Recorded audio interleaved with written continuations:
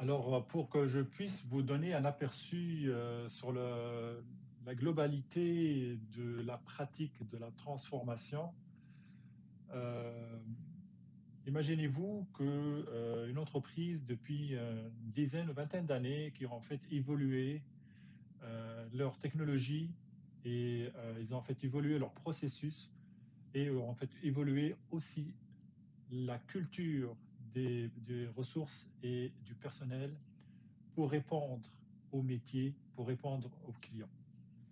Alors, si on regarde ça d'un côté plus pragmatique, la transformation, a priori, elle touche un écosystème en fait, un écosystème d'information d'entreprise. C'est quoi un écosystème d'entreprise? Il y a comme trois dimensions. Il y a la dimension information, il y a la dimension ressources et la dimension utilisateur ou les consommateurs des services ou des produits. Alors, quand on regarde la maîtrise de l'information, ça veut dire quoi? Ça veut dire qu'il va falloir qu'on a un modèle, on a une gouvernance, on a un plan pour comprendre ou pour mettre en place et structurer les sources d'informations, les formes, comment on va consommer ces informations-là, les flux d'informations à travers qui va passer cette information-là, les traitements à chaque étape, de quelle façon on les traite, et c'est quoi les différents cycles pour la durée de vie de ces informations-là.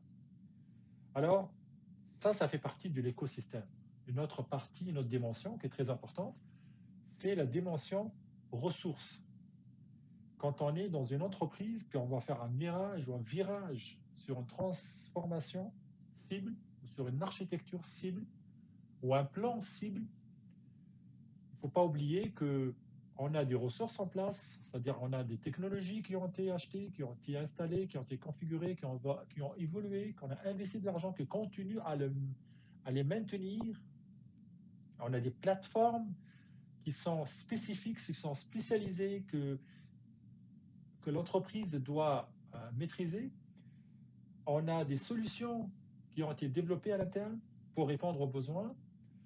On a mis des services en place, des supports à ces services-là pour supporter donc cette maîtrise de ressources et évidemment toutes les couches de sécurité pour assurer et protéger et contrôler ces ressources-là.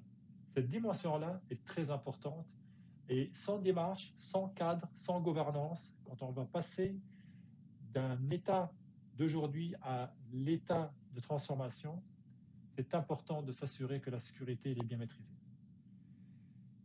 Tout ça, ça existe dans la transformation quand les utilisateurs ou les usagers, ils font partie un peu du cheminement, ils font partie de l'équation, ils font partie de la transformation.